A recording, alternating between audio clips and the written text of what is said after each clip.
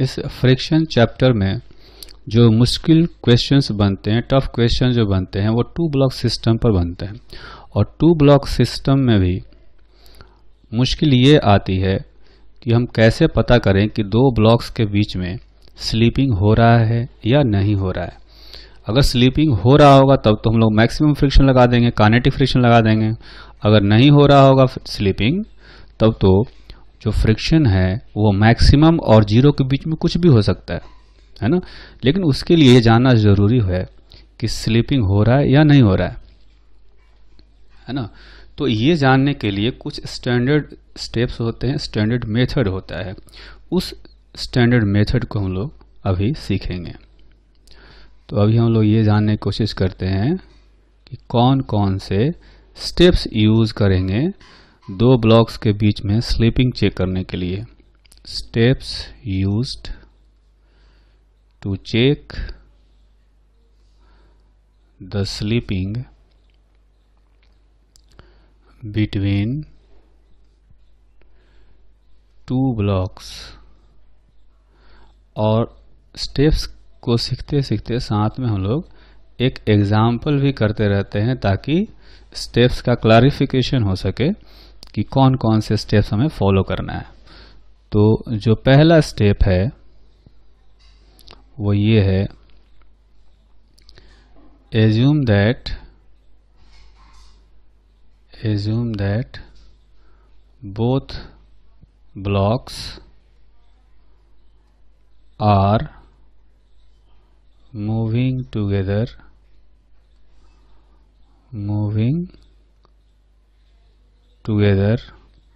and find their common acceleration।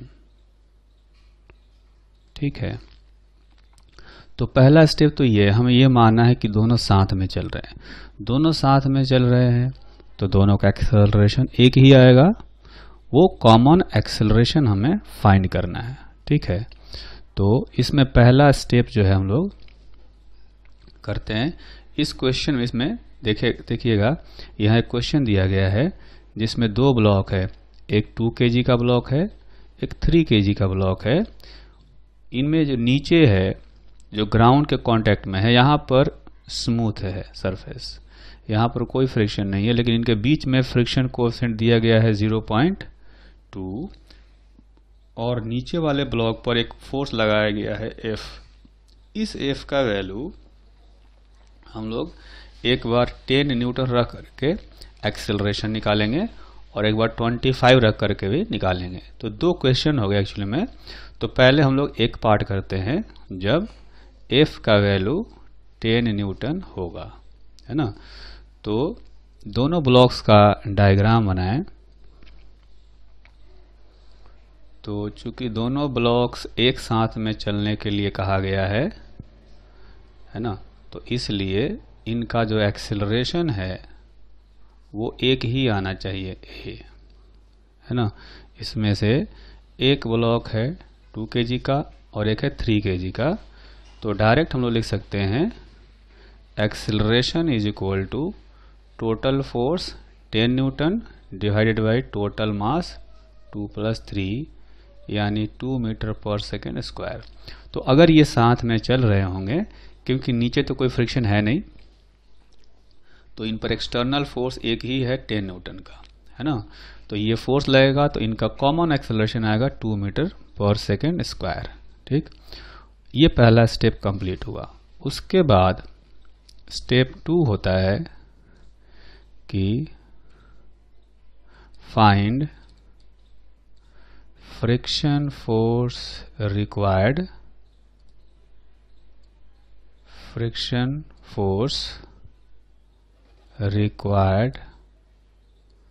so that 2 blocks move together, है ना। दोनों block एक साथ में चलते रहें, उसके लिए जरूरी फ्रिक्शन का वैल्यू निकालना है। ठीक, तो दूसरा स्टेप हम लोग यहाँ पर करते हैं। तो यहाँ पर दूसरा स्टेप कंप्लीट करेंगे। उसके लिए हमें ये करना पड़ेगा कि इन दोनों ब्लॉक्स में से किसी एक का डायग्राम बना लेंगे, है ना। अब देखेंगे कि नीचे वाला ब्लॉक जो है इस पर फोर्स लग रहा है तो नीचे वाला आगे भागेगा, तो नीचे वाले पर फ्रिक्शन आएगा पीछे, और आगे वाला जो ऊपर वाला ब्लॉक है उस पर फ्रिक्शन आएगा आगे, है ना।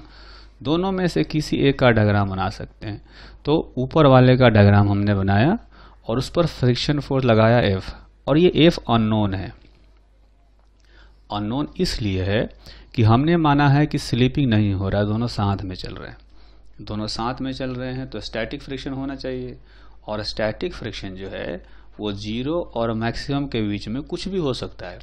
तो कुछ भी होगा तो कितना होगा यही हमें जानना है ना। डायरेक्ट हम लोग म्यू वन नहीं कर सकते यहाँ पर, क्योंकि ये जरूरी नहीं कि मैक्सिमम ही लग रहा हो। तो इसलिए इस F का वैल्यू हमें निकालना है। तो कैसे करेंगे, देखेंगे कि इसको साथ में चलने के लिए एक्सेलरेशन चाहिए कितना, 2 मीटर पर सेकेंड स्क्वायर, और ऊपर वाले ब्लॉक पर जो भी एक्सेलरेशन आ रहा है वो इसी फ्रिक्शन के कारण से आ रहा होगा, है ना। तो इसका इक्वेशन ऑफ मोशन लिखेंगे, तो F is equal to mass into acceleration, यानी 4 न्यूटन। ये जो फ्रिक्शन फोर्स आया ये है रिक्वायर्ड फ्रिक्शन फोर्स, ठीक है। रिक्वायर्ड फ्रिक्शन फोर्स हम लोग यहाँ भी लिख देते हैं कि ये F है, ठीक। अब रिक्वायर्ड फ्रिक्शन फोर्स निकाल लिया हमने कि अगर इनको साथ में चलना है तो 4 न्यूटन का फ्रिक्शन फोर्स चाहिए, ठीक। इसके बाद स्टेप 3 में क्या करना है, फाइंड मैक्सिमम फ्रिक्शन फोर्स और limiting friction force available between the 2 blocks, ठीक है। दोनों ब्लॉक के बीच में मैक्सिमम फ्रिक्शन फोर्स कितना अवेलेबल है, ठीक। तो वो वाली जो वैल्यू है इसको हम लोग F मैक्सिमम कह देते हैं। तो F मैक्सिमम का वैल्यू हम लोग निकालते हैं अभी इस क्वेश्चन में, ठीक है। तो F मैक्सिमम का वैल्यू अगर निकालेंगे यहाँ पर तो वो आ जाएगा, जैसे ये ब्लॉक है 2 kg का, तो 2 kg वाले का फ्री बॉडी डायग्राम बनाकर देख सकते हैं कि इस पर जो मैक्सिमम फ्रिक्शन फोर्स लग सकता है वो आएगा म्यू इंटू एन होगा, और नीचे होगा mg, ऊपर होगा n। तो n जो है वो mg के इक्वल है, यानी m जो है 2 kg है, तो ये हो जाएगा म्यू का जो वैल्यू है क्वेश्चन में वो हमें दिया गया है, डायरेक्ट यहाँ पर लिखते हैं म्यू इंटू एन का वैल्यू है mg और m का वैल्यू है 2 kg इंटू g। म्यू का वैल्यू क्वेश्चन में दिया गया है 0.2, ठीक है। ऐसा करते हैं, थोड़ा सा सिंपल करने के लिए इस म्यू का वैल्यू हम लोग रखते हैं 0.3, ताकि थोड़ा सा सिंपल आंसर आए अपना, बस। तो 0.3 ले लेते हैं म्यू का वैल्यू। तो म्यू का वैल्यू रखेंगे 0.3 और ये हो जाएगा 2 इंटू 10 यानी कि 6 न्यूटन। तो मैक्सिमम फ्रिक्शन फोर्स जो वहाँ अवेलेबल है यह है 6 न्यूटन, ठीक। उसके बाद स्टेप 4 देखते हैं। स्टेप 4 क्या करना है, स्टेप 4 में हम लोग कंपेयर करते हैं, compare F with F maximum. मतलब ये क्या है, ये रिक्वायर्ड फ्रिक्शन फोर्स है साथ में चलने के लिए, और ये है अवेलेबल मैक्सिमम फ्रिक्शन फोर्स, मतलब इतना चाहिए और इतना है। अब दोनों को कंपेयर करेंगे। कंपेयर ऐसे करते हैं, इसमें 2 केस बनाते हैं। If required friction force is less then maximum available, then assumption is true. Assumption is true. मतलब both blocks will move together.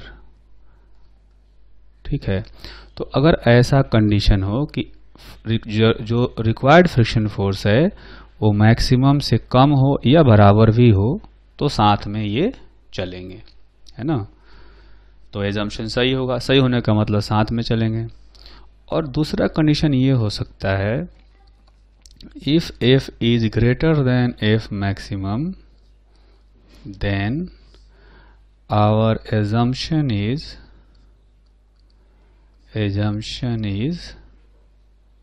wrong. wrong का मतलब कि साथ में नहीं चलेंगे, नहीं चलेंगे का मतलब कि स्लीपिंग हो जाएगा, है ना।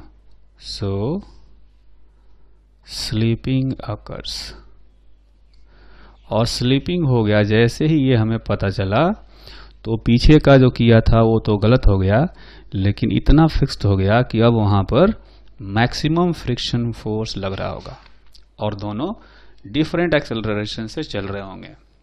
ठीक, तो उसके बाद हमें क्या करना है कि then apply F maximum on blocks and find their respective accelerations. ठीक है, तो जब ये पता चल जाएगा कि स्लीपिंग हो गया तो दोनों पर क्या करेंगे, दोनों पर मैक्सिमम फ्रिक्शन लगाएंगे और एक्सेलरेशन दोनों का अलग अलग जो भी होगा उसको निकालेंगे। ठीक, तो थर्ड स्टेप हमने कंप्लीट कर लिया है। अब हम लोग इस क्वेश्चन में फोर्थ पार्ट कंप्लीट करेंगे। तो देखेंगे कि यहाँ पर जो एफ आया है कि रिक्वायर्ड फ्रिक्शन फोर्स कितना चाहिए, आया है 4 न्यूटन, है ना, यह आया है 4 न्यूटन। और मैक्सिमम फ्रिक्शन फोर्स अवेलेबल कितना आया है, ये देखेंगे आया है 6 न्यूटन। ठीक, तो ऑब्वियसली यहाँ पर एफ हो गया लेस देन एफ मैक्सिमम, मतलब हमें चाहिए था सिर्फ 4 न्यूटन साथ में चलने के लिए और अवेलेबल है 6 न्यूटन तक का, मतलब 6 न्यूटन है तो उससे कम भी फ्रिक्शन लग सकता है। तो इस केस में क्या होगा कि अपना एजम्पशन सही हो गया। सो assumption is true means both will move with acceleration a is equal to 2 metre पर सेकेंड स्क्वायर। जो एक्सेलरेशन हमने यहाँ निकाला था, ये एक्सेलरेशन हमने यहाँ पर कैलकुलेट किया था, तो इसी एक्सेलरेशन से चलेंगे, अपना एजम्पशन सही है। ठीक है, इसके बाद आते हैं इस क्वेश्चन का जो सेकंड पार्ट है। सेकंड पार्ट में हमें कहा गया कि जो फोर्स है ये 25 न्यूटन है। तो फिर से यही सारे स्टेप इस सेकंड पार्ट के लिए अप्लाई करेंगे। ठीक है, तो सेकंड पार्ट के लिए अप्लाई करना हो तो हम लोग ऐसा करते हैं कि इसको नेक्स्ट पेज में कर लेते हैं, है ना। नेक्स्ट पेज में करेंगे तो फिर से वही वाले ब्लॉक्स बनाते हैं, एक 2 kg का ब्लॉक, एक 3 kg का ब्लॉक। यहाँ पर फोर्स हम लोग इस पर लगाएंगे 25 न्यूटन का, और जो म्यू है, म्यू का वैल्यू है 0.3 हमने ले लिया है अब। और नीचे वाला सरफेस स्मूथ सरफेस है। तो पहला स्टेप था कि मान लेते हैं, अज्यूम कर लेते हैं कि दोनों साथ में चल रहे हैं। साथ में चलेंगे तो इनका कॉमन एक्सेलरेशन क्या होगा। तो कॉमन एक्सेलरेशन के लिए ये 2 kg और ये 3 kg पर फोर्स लग रहा है 25, मान लेते हैं साथ में चल रहा है एक्सेलरेशन से। तो एक्सेलरेशन निकालेंगे total force divided by total मास, तो ये आएगा 5 मीटर पर सेकेंड स्क्वायर। ठीक, ये हो गया पहला स्टेप। पहले स्टेप के बाद सेकेंड स्टेप में हमने बताया कि फाइंड रिक्वायर्ड फ्रिक्शन फोर्स, है ना, required friction force so that 2 blocks move together. तो ऐसा करेंगे कि किसी एक का डायग्राम बना लेते हैं। 2 kg वाले का बनाएंगे तो फ्रिक्शन फोर्स आएगा ऊपर और एक्सेलरेशन इस बार आएगा 5 मीटर पर सेकेंड। दोनों ब्लॉक्स में से किसी एक का डायग्राम बना करके इक्वेशन ऑफ मोशन लिखना है, एक्सेलरेशन ये लेना है। ठीक है, तो यहां से फ्रिक्शन जो है वो कितना आएगा, इसका इक्वेशन ऑफ मोशन लिखेंगे F is equal to mass into acceleration, यानी जब 10 न्यूटन का फ्रिक्शन फोर्स लगेगा तभी इतना एक्सेलरेशन आ सकता है, क्योंकि 2 kg ब्लॉक पर सिर्फ फ्रिक्शन फोर्स ही लग रहा है। ठीक, अच्छा, कोई अब ये कह सकता है कि सिर्फ ऊपर वाले का डायग्राम हमने बनाया, नीचे वाले का बनाने से शायद इतना फ्रिक्शन नहीं आया। तो ड्रॉ करके एक बार देख लेते हैं। नीचे वाला जो है, नीचे वाले का मास है 3 kg, इस पर देखेंगे आगे की तरफ फोर्स लग रहा है 25 न्यूटन और पीछे की तरफ फ्रिक्शन F हमें फाइंड करना है और इसका एक्सेलरेशन भी 5 मीटर पर सेकेंड स्क्वायर लेना है। हमने कहा कि या तो इसका इक्वेशन लिख लो या इसका लिख लो, दोनों से F बराबर आएगा। तो इसका इक्वेशन लिखते हैं तो आएगा 25 minus F is equal to mass into acceleration. ठीक है, तो 25 minus 15 is equal to F। तो देखेंगे कि यहाँ से F का वैल्यू 10 न्यूटन ही आ गया। तो सेकेंड स्टेप में दोनों ब्लॉक्स में से किसी एक ब्लॉक का इक्वेशन ऑफ मोशन लिख करके F का वैल्यू निकाल लेना है। तो ये हो गया रिक्वायर्ड फ्रिक्शन फोर्स। ठीक, उसके बाद थर्ड स्टेप में कहा गया था कि मैक्सिमम फ्रिक्शन फोर्स निकालो जो कि अवेलेबल है ना। तो ये वैल्यू जो हमने पीछे निकाला था वही आएगा अभी भी, म्यू का वैल्यू 0.3 और 2 kg वाले ब्लॉक पर जो नॉर्मल लग रहा होगा वो आएगा 2g के बराबर। इसका वेट 2g और ऊपर की तरफ नॉर्मल ये भी 2g होगा। तो यहाँ पर रखेंगे n के जगह पर 2g, तो ये 6 न्यूटन आ गया। पहले भी यही आया था पिछले केस में भी। तो फोर्थ स्टेप में कहा गया कि इस F और F को कंपेयर करो। ठीक है, F और F का कंपैरिजन करना है।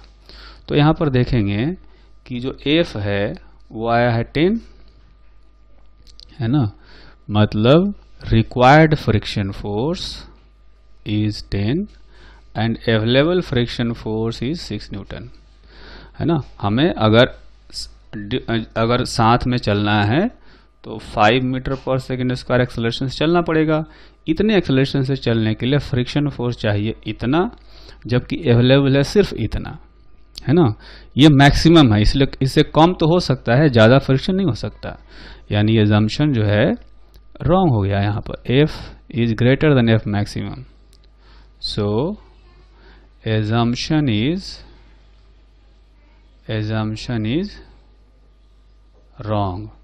assumption wrong का मतलब कहा गया कि स्लीपिंग हो जाएगा, और जब स्लीपिंग हो जाएगा तो ये भी कहा गया कि दोनों ब्लॉक पर मैक्सिमम फ्रिक्शन फोर्स लगाओ, फिर सोल्व करके उनका डिफरेंट जो भी एक्सेलरेशन आएगा वो कैलकुलेट कर लो।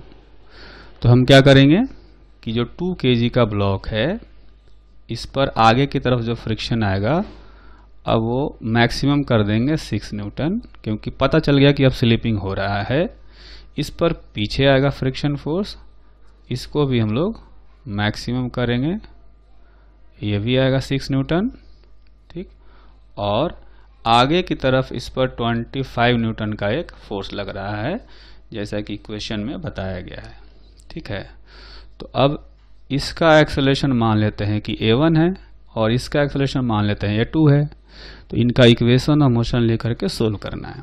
तो ऊपर वाले का लिखेंगे तो 6 is equal to mass into acceleration, यानी A1 हो गया 3 मीटर पर सेकेंड स्क्वायर। ठीक है, अच्छा इस नीचे वाले ब्लॉक का इक्वेशन लिखेंगे तो आएगा 25 minus 6 is equal to mass into acceleration. तो ये देखेंगे कि A2 का जो वैल्यू है ये हो जाएगा 19/3 मीटर पर सेकेंड स्क्वायर। तो देखेंगे दोनों का एक्सेलरेशन डिफरेंट यहाँ पर आ गया है ना। तो ये स्टैंडर्ड मेथड है जिस मेथड से हमें दो ब्लॉक्स के बीच में स्लिपिंग का चेक करना चाहिए। तो 2 ब्लॉक सिस्टम पर नेक्स्ट एग्जाम्पल करते हैं। इस एग्जाम्पल में हमें दोनों ब्लॉक्स का एक्सेलरेशन फाइंड करना है। Find acceleration of 2 blocks. यहाँ पर फ्रिक्शन दोनों जगह है, बीच में भी फ्रिक्शन है 0.5 और ग्राउंड और 10 kg वाले ब्लॉक के बीच में भी फ्रिक्शन है 0.5। तो हम लोग क्या करेंगे कि सबसे पहले यहाँ पर फ्रिक्शन का मैक्सिमम वैल्यू निकालते हैं, है ना। मैक्सिमम वैल्यू निकालने के लिए पहले हमें नॉर्मल फोर्स भी निकालना पड़ेगा। तो सबसे बढ़िया है कि पहले हम लोग इनका फ्री बॉडी डायग्राम बना लेते हैं, है ना। तो जो 5 kg का ब्लॉक है इस पर नीचे की तरफ इसका खुद का वेट आएगा और ऊपर की तरफ एक नॉर्मल आएगा N1। जो 10 kg का ब्लॉक है इस पर नीचे की तरफ एक नॉर्मल आएगा N1, है ना। अच्छा, इसका खुद का वेट भी आएगा 10g नीचे की तरफ और ग्राउंड से एक नॉर्मल लगेगा N2। ठीक, अब ऊपर वाले पर एक ड्राइविंग फोर्स दिया गया है 30 न्यूटन का। तो अब देखेंगे कि जो टेंडेंसी होगी ऊपर वाले की स्लिप होने की वो राइटवर्ड डायरेक्शन में होगी, तो उस पर फ्रिक्शन फोर्स आएगा लेफ्टवर्ड डायरेक्शन में। ये मान लेते हैं कि F1 है, तो यहाँ पर उसके अपोजिट डायरेक्शन में आएगा F1। अच्छा, अब क्या होगा कि वो वाला जो ऊपर वाला है ब्लॉक इस पर फ्रिक्शन लगा रहा है राइटवर्ड डायरेक्शन में, तो ये जो फ्रिक्शन है वो इस ब्लॉक को खिसकाने की कोशिश करेगा राइटवर्ड डायरेक्शन में। इसलिए ये जो फ्रिक्शन फोर्स है वो 10 kg ब्लॉक के लिए ड्राइविंग फोर्स यही है। तो जब ये फोर्स आएगा तो पीछे की तरफ इसमें स्लिप होने की, आगे की तरफ स्लिप होने की टेंडेंसी होगी, तो पीछे की तरफ एक फ्रिक्शन फोर्स आएगा यहाँ पर F2। ठीक, तो अब इनकी वैल्यू निकालेंगे। तो वर्टिकल इक्विलिब्रियम से आप देखेंगे कि जो N1 होगा, N1 और F5g इक्वल हो जाएंगे। ठीक, तो F1 का जो मैक्सिमम वैल्यू होगा वो आएगा μ1 इंटू N1।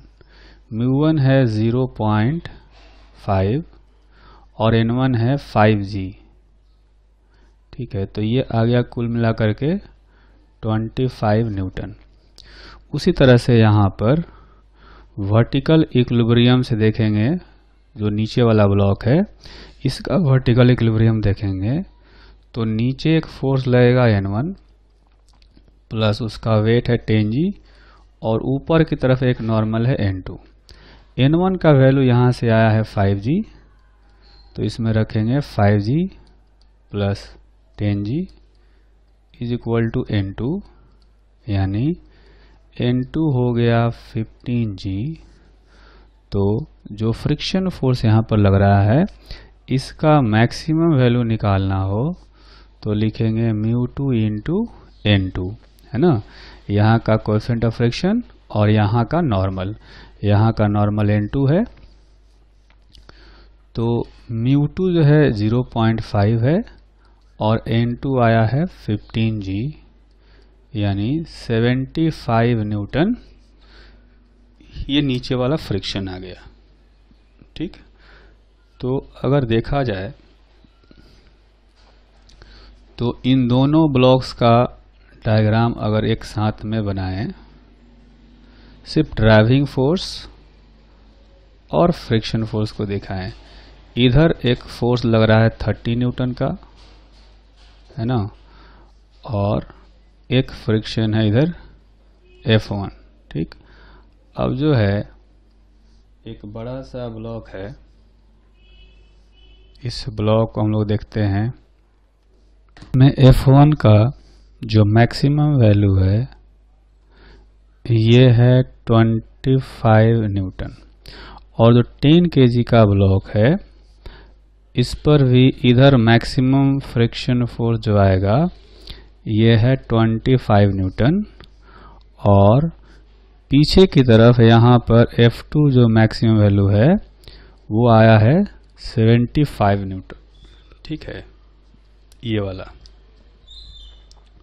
तो देखेंगे कि इस ब्लॉक के लिए ये फ्रिक्शन फोर्स ही ड्राइविंग फोर्स है, और ये ड्राइविंग फोर्स इस फ्रिक्शन फोर्स से बहुत ही छोटा है, यानी ये 10 kg वाला जो ब्लॉक है ये स्लाइड नहीं करेगा, ये नहीं फिसलेगा, है ना।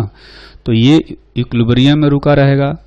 तो ऐसा होगा कि यहाँ का जो वैल्यू है इस 10 kg वाले पर, यहाँ तो 25 लगेगा, लेकिन यहाँ जो पीछे है, पीछे की तरफ भी F2 का वैल्यू 25 ही लगेगा, क्योंकि ये स्लाइड नहीं करने वाला है।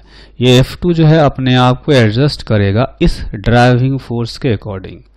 इस ब्लॉक के लिए ये ड्राइविंग फोर्स है, तो जितना ड्राइविंग फोर्स होगा उतना ही ये फ्रिक्शन फोर्स एडजस्ट करके अपनी वैल्यू रखेगा, जिससे कि ये ब्लॉक स्लाइड नहीं करे। अब ये स्लाइड नहीं करेगा, है ना, तो क्या होगा कि देखेंगे कि यहाँ पर 30 न्यूटन का फोर्स है, और इस पर फ्रिक्शन फोर्स ज़्यादा से ज़्यादा 25 न्यूटन का लग सकता है। ठीक है, तो इस पर तो एक्सेलरेशन आ जाएगा, ये स्लाइड कर जाएगा, है ना, यहाँ स्लाइडिंग होगा। तो यहाँ पर हमने जो तरीका सीखा था अभी दो ब्लॉक्स के बीच में स्लिपिंग चेक करने का, वो तरीका यहाँ लगाने की जरूरत नहीं पड़ी, क्योंकि पहले ही पता है कि नीचे वाला नहीं चल रहा है ना। जब दोनों ही चल रहे हो तब हमें डाउट होगा कि बीच में स्लिपिंग हो रहा है नहीं हो रहा। यहाँ तो एक चल ही नहीं रहा है, और इसलिए पहले ही पता है कि यहाँ पर स्लिपिंग हो जाएगा, और जब स्लिपिंग होगा तो यहाँ पर मैक्सिमम फ्रिक्शन फोर्स लग रहा होगा, और ये एक्सेलरेशन से चलेगा। तो इसका एक्सेलरेशन अगर हमें निकालना हो तो ऊपर वाले का इक्वेशन ऑफ मोशन लिखेंगे 30 minus 25 is equal to mass into acceleration. तो एक्सेलरेशन आ गया 1 मीटर पर सेकेंड स्क्वायर, है ना। तो ये हो गया एक्सेलरेशन 1 मीटर पर सेकेंड स्क्वायर। ठीक है, ये हो गया एक्सेलरेशन। और जो दूसरा वाला ब्लॉक है ये रेस्ट पर बन रहेगा, यानी कि इसका एक्सेलरेशन अगर b कहें तो ये हो जाएगा 0। ठीक, तो अभी जो हमने क्वेश्चन किया, इसी क्वेश्चन से रिलेटेड एक और क्वेश्चन करते हैं। उस क्वेश्चन में भी यही 5 kg का ब्लॉक होगा, यही 10 kg का ब्लॉक होगा, कोएफिशिएंट ऑफ फ्रिक्शन यही होंगे 0.5 0.5, सिर्फ फोर्स जो है वो बदल जाएगा, है ना। तो जैसे कि ये क्वेश्चन है अपना, इस क्वेश्चन में देखेंगे कि वैसा ही 5 kg का ब्लॉक है, 10 kg का ब्लॉक है, और कोएफिशिएंट ऑफ फ्रिक्शन 0.5 0.5 दिए हुए हैं, है ना। बस फोर्स यहाँ पर 30 न्यूटन लग रहा था ऊपर वाले ब्लॉक पर, यहाँ पर लग रहा है कितना 200 न्यूटन का फोर्स लग रहा है, जो पहले वाले से डिफरेंट है ना। तो इसमें क्या करना है, हमें दोनों ब्लॉक्स का एक्सेलरेशन फाइंड करना है।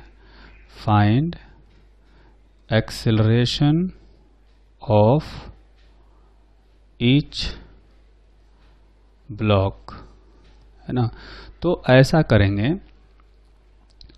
कि इसमें देखेंगे चूंकि फ्रिक्शन और ब्लॉक चेंज नहीं हुए हैं, तो यहाँ पर अभी भी जो फ्रिक्शन का मैक्सिमम वैल्यू आएगा वो 25 न्यूटन आएगा, जैसा कि हमने पिछले क्वेश्चन में कैलकुलेट किया था। ठीक, और यहाँ पर जो फ्रिक्शन फोर्स का मैक्सिमम वैल्यू आएगा वो फिर से 75 न्यूटन आएगा, जो पिछले क्वेश्चन में हमने कैलकुलेट किया था। ठीक है, तो अब ऐसा करते हैं कि दोनों ब्लॉक्स का डायग्राम फिर से बनाते हैं यहाँ पर। तो ये है 5 kg का ब्लॉक और उसके नीचे ये हो गया 10 kg का ब्लॉक। ठीक, तो इसमें जो मेन ड्राइविंग फोर्स है वो है 200 न्यूटन का इधर। तो पीछे की तरफ यहाँ पर ज़्यादा से ज़्यादा जो फ्रिक्शन है वो 75 न्यूटन का है। तो आप देखेंगे कि 200 का ड्राइविंग फोर्स से फ्रिक्शन फोर्स सिर्फ 75 का है। तो ये जो ब्लॉक है वो सर्टेनली स्लाइड कर जाएगा, है ना। ज़्यादा से ज़्यादा ये हो सकता है कि ऊपर वाला जो फ्रिक्शन है 25 न्यूटन का वो भी इसमें पीछे की तरफ लग जाए इधर, तो इसमें फिर आगे की तरफ लगेगा क्योंकि फ्रिक्शन ही इसको आगे की तरफ ले जाएगा। तो भी इस F1 का भी मैक्सिमम वैल्यू कितना है 25। तो ये 25 ये 75 100 बनता है, जबकि ड्राइविंग फोर्स 200 है। तो नीचे तो स्लिपिंग हो जाएगा, है ना। अब बीच में यहाँ स्लिपिंग होगा कि नहीं होगा ये हमें चेक करना पड़ेगा। तो ये चेक करने के लिए हम लोग वो वाला अपना स्टैंडर्ड मेथड अप्लाई करेंगे जो हमने अभी सीखा है। तो उसमें हमने क्या सीखा कि पहले ये मान लेंगे कि दोनों साथ में चल रहे हैं। साथ में चल रहे होंगे तो उनका कॉमन एक्सेलरेशन निकालेंगे। तो कॉमन एक्सेलरेशन निकालने के लिए क्या करेंगे कि दोनों का एक साथ में डायग्राम बनाते हैं एक ऑब्जेक्ट जैसा। अब ऐसा समझे कि यहाँ पर 200 न्यूटन का एक फोर्स लग रहा है और यहाँ पर जो फ्रिक्शन फोर्स है वो है 75 न्यूटन का। ठीक है, और बीच में जो फ्रिक्शन है वो तो इंटरनल हो जाएगा अगर दोनों को साथ में मानकर चलते हैं तो। ठीक, तो अब कॉमन एक्सेलरेशन जो आएगा वो आएगा कुछ ऐसा 200 माइनस एक्सेलरेशन की तरफ फोर्स है 200 और अपोजिट डायरेक्शन में है 75 is equal to total mass. चूंकि दोनों को एक ऑब्जेक्ट जैसा मान लिया, एक सिस्टम मान लिया है, तो दोनों को एक साथ में लेंगे टोटल मास इनटू एक्सेलरेशन। तो एक्सेलरेशन जो आएगा 125 बाई 15 यानी कि 25/3 मीटर पर सेकेंड स्क्वायर। तो अगर इनको साथ में चलना है तो इस एक्सेलरेशन से चलना पड़ेगा। ठीक है, पहला स्टेप हमने कंप्लीट किया। पहला स्टेप ये कहता है कि ऐसा मान लेंगे कि दोनों साथ में चल रहा है ना। बीच में स्लिपिंग चेक करने के लिए हम लोग स्टैंडर्ड मेथड अप्लाई करते हैं। उसमें पहला स्टेप होता है कि मान लेते हैं दोनों साथ में चल रहे हैं तो एक्सेलरेशन एक ही होगा, कॉमन एक्सेलरेशन होगा। तो पहले उस कॉमन एक्सेलरेशन की वैल्यू निकालते हैं, वो हमने निकाल लिया। उसके बाद रिक्वायर्ड फ्रिक्शन फोर्स हमें पता करना होता है। तो रिक्वायर्ड फ्रिक्शन फोर्स के लिए किसी एक का डायग्राम बना लेते हैं। जैसे ऊपर वाले का बनाएं तो 5 kg होगा और फ्रिक्शन फोर्स आगे की तरफ आएगा, है ना। अब कितना आएगा ये हमें पता नहीं है क्योंकि हमने माना है कि साथ में चल रहे हैं तो ये स्टैटिक होगा। और स्टैटिक का वैल्यू मैक्सिमम और 0 के बीच में कुछ भी हो सकता है। ठीक, लेकिन यहाँ पर एक्सेलरेशन आया है 25/3 मीटर पर सेकेंड स्क्वायर। इस एक्सेलरेशन से चलना है तो फ्रिक्शन फोर्स कितना चाहिए, देखेंगे कि यही फ्रिक्शन फोर्स ही इसको एक्सेलरेशन दे रहा होगा। तो F1 is equal to mass into acceleration यानी 125/3 न्यूटन। ठीक है, तो ये जो आएगा ये करीब करीब 41.67 इतना न्यूटन आएगा फ्रिक्शन। ठीक है, अच्छा इसके बाद हम लोग क्या करेंगे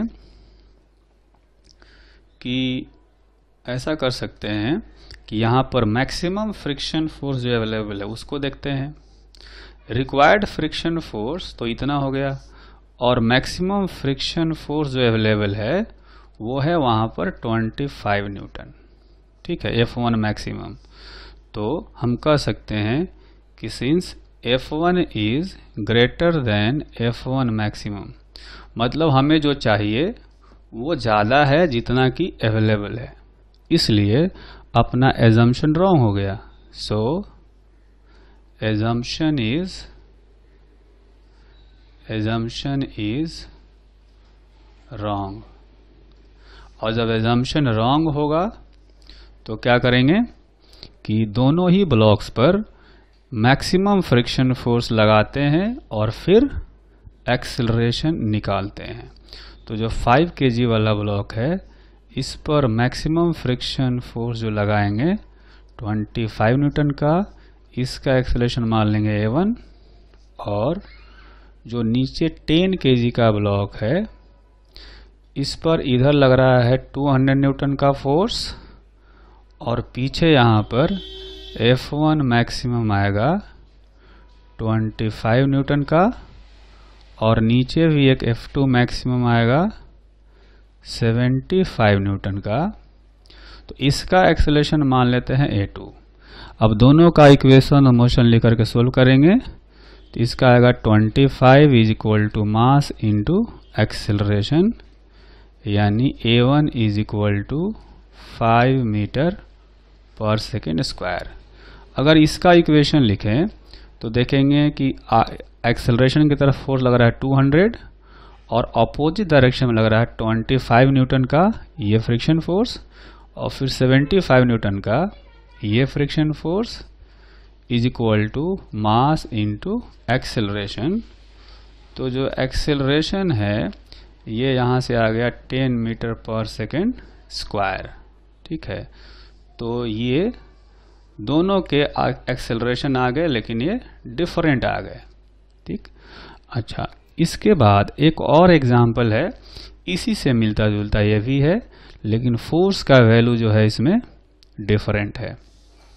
ठीक है, तो फिर से यहाँ पर देखेंगे कि यहाँ पर F1 मैक्सिमम जो होगा ये 25 न्यूटन ही आएगा क्योंकि वही ब्लॉक है वही और वही फ्रिक्शन भी है। ठीक, यहाँ पर फ्रिक्शन का जो मैक्सिमम वैल्यू आएगा वो आएगा 75 न्यूटन। हमें क्या करना है, find acceleration of each block. तो उसके लिए क्या करेंगे, दोनों का डायग्राम बनाएंगे। एक है 5 kg का और जो दूसरा ब्लॉक है ये है 10 kg का।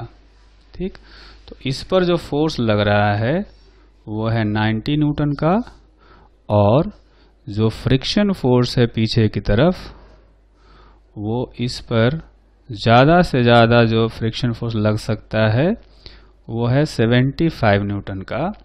तो अगर देखें तो इन दोनों को मिलाकर देखें तो एक्सटर्नल फोर्स एक तो 90 है और फ्रिक्शन फोर्स 75 है। ठीक है, तो 90 75 से बड़ा है तो नीचे स्लाइडिंग हो जाएगा, है ना। अगर ऐसा भी हो कि यहाँ पर जो फ्रिक्शन है यहाँ पर फ्रिक्शन जरूरी नहीं कितना लग रहा होगा लेकिन नीचे देखें, अगर दोनों ब्लॉक को एज होल एक सिस्टम देखें तो एक्सटर्नल फोर्स इधर लग रहा है 90 और एक फ्रिक्शन फोर्स लग रहा है 75 का। यहाँ का जो फ्रिक्शन है वो इंटरनल है जो कि कैंसिल हो जाएगा। ठीक, तो ये 90 न्यूटन का फोर्स इस 75 से बड़ा है तो ये दोनों नीचे से स्लिप हो जाएगा, है ना। तो नीचे स्लिप हो जाएगा। अब बीच में क्या होगा, बीच में स्लिप होगा या नहीं होगा, इसको चेक करने के लिए हमें क्या करना पड़ेगा, हमें अपना तरीका लगाना पड़ेगा जो हमने सीखा था, जो स्टैंडर्ड मेथड सीखा था। तो उसको हम लोग ऐसे करेंगे, यहाँ पर 90 न्यूटन का ड्राइविंग फोर्स और यहाँ पर 75 न्यूटन का फ्रिक्शन फोर्स। मान लेते हैं कि दोनों साथ में चल रहे हैं, तो दोनों साथ में चलेंगे तो कॉमन एक्सेलरेशन कितना आएगा। ये कॉमन एक्सेलरेशन लाने के लिए इक्वेशन ऑफ मोशन लिखेंगे। एक्सेलरेशन की तरफ फोर्स है 90, अपोजिट डायरेक्शन में 75 is equal to mass into acceleration. तो एक्सेलरेशन का वैल्यू आ गया 1 मीटर पर सेकेंड स्क्वायर। ठीक है, इतना एक्सेलरेशन आ गया। अब देखेंगे कि ये जो ऊपर वाला ब्लॉक है इस पर फ्रिक्शन लग रहा होगा आगे F1 और पीछे लग रहा होगा F1 नीचे वाले पर। ठीक है। इस F1 का वैल्यू हमें पता नहीं है, वो तो तब पता चलेगा जब ये पता चल जाए कि स्लिपिंग हो रहा है या नहीं हो रहा है ना। तो हम लोग अभी इसको चेक करते हैं। तो चेक करने के लिए क्या तरीका था कि मानेंगे कि दोनों साथ में चल रहे हैं, साथ में चल रहे हैं तो कॉमन एक्सेलरेशन निकालते हैं। तो कॉमन एक्सेलरेशन कितना होगा, इतना आया। अब रिक्वायर्ड फ्रिक्शन फोर्स निकालेंगे। तो रिक्वायर्ड फ्रिक्शन फोर्स निकालने के लिए किसी एक का डायग्राम बनाते हैं। जैसे मैं बना लिया ऊपर वाले का ज़्यादा आसान है। तो एक्सेलरेशन इसका है 1, ठीक है। तो आप देख सकते हैं कि फ्रिक्शन से पता चल रहा है कि फ्रिक्शन फोर्स ही इसको एक्सेलरेट कर रहा है। तो इक्वेशन ऑफ मोशन लिखेंगे F1 is equal to mass into acceleration, acceleration है 1, तो 5 न्यूटन का फ्रिक्शन फोर्स चाहिए, है ना। और यहाँ पर अवेलेबल फ्रिक्शन फोर्स कितना है, 25 न्यूटन का। यहाँ पर बीच में जो अवेलेबल फ्रिक्शन है वो है 25 न्यूटन का, जबकि साथ में चलने के लिए 5 न्यूटन का ही फ्रिक्शन फोर्स चाहिए। तो यहाँ पर क्या हुआ, F1 is less than F1 maximum. So our assumption is true, assumption is true, both blocks will move together with acceleration 1 metre पर सेकेंड स्क्वायर। 1 मीटर पर सेकेंड स्क्वायर जो एक्सेलरेशन हमने निकाला था वो सही है, क्योंकि हमने साथ में मानकर चला था और साथ में ही ये चल रहे हैं, ठीक है।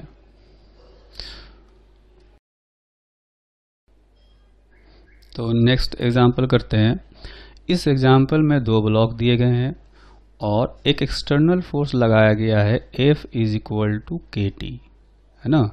KT का में जो T है वो टाइम है और K एक कांस्टेंट है, where T is time and K is constant. तो नीचे वाला सरफेस जो है स्मूथ है और बीच वाला में कोई फ्रिक्शन दिया हुआ है, ठीक है। तो हमें क्या करना है कि जैसे जैसे टाइम बढ़ेगा तो इन पर ड्राइविंग फोर्स बढ़ रहा होगा, तो इनका एक्सेलरेशन भी चेंज होगा। तो हमें क्या इसमें पता करना है कि एक ग्राफ प्लॉट करना है, draw acceleration versus time graph for each block, ठीक है। तो जैसा कि देखेंगे जब तक इनमें स्लिपिंग नहीं होता है, नीचे से तो स्लिप हो ही जाएगा, है ना। जब तक स्लिपिंग नहीं होता है तब तक ये दोनों ही ब्लॉक साथ में चलेंगे, दोनों का एक्सेलरेशन इक्वल होगा। तो अगर यहाँ पर ग्राफ प्लॉट करना हो तो हम ऐसा करेंगे, एक ही ग्राफ पर प्लॉट कर सकते हैं। जैसे इस पर रखेंगे एक्सेलरेशन और इस पर रखेंगे टाइम। तो जब तक स्लिपिंग नहीं होता तब तक दोनों का एक्सेलरेशन इक्वल होगा, है ना। तो ये मान लेते हैं कि दोनों का एक्सेलरेशन है A1 is equal to A2, ठीक। अब जब स्लीपिंग होगा उस इंस्टेंट पर जो नीचे वाला ब्लॉक है इस पर सिर्फ फ्रिक्शन फोर्स लग रहा होगा और मैक्सिमम फ्रिक्शन फोर्स लग रहा होगा। तो पहले हम ये पता करें कि स्लीपिंग कब होगा, है ना। तो जब स्लीपिंग होगा तब दोनों के बीच में जो फ्रिक्शन फोर्स होगा वो मैक्सिमम हो चुका होगा, मैक्सिमम पहुंच चुका होगा, है ना। यहाँ पर F is equal to KT है और यहाँ पर मैक्सिमम फ्रिक्शन फोर्स लग रहा होगा म्यू M1 इंटू G। ये M1 ब्लॉक है और ये जो है M2 ब्लॉक है। इस पर फ्रिक्शन इधर लगेगा वो भी मैक्सिमम होगा म्यू इंटू m1g के इक्वल। जितना फ्रिक्शन इस पर लगेगा उतना ही इस पर लगेगा। और यहाँ पर फ्रिक्शन में नॉर्मल कैसे किसका लेंगे, ये m1g है और ऊपर नॉर्मल है n1। n1 जो होगा m1g के इक्वल होगा। तो यहाँ पर फ्रिक्शन जो है वो m1 पर ही डिपेंडेंट होगा। ठीक, अब ऐसा कर सकते हैं कि जिस इंस्टेंट पर स्लीपिंग होगा या होने वाला होगा तब एक्सेलरेशन दोनों का इक्वल होगा, है ना। जस्ट स्लीपिंग होने वाला है तो दोनों का एक्सेलरेशन इक्वल है।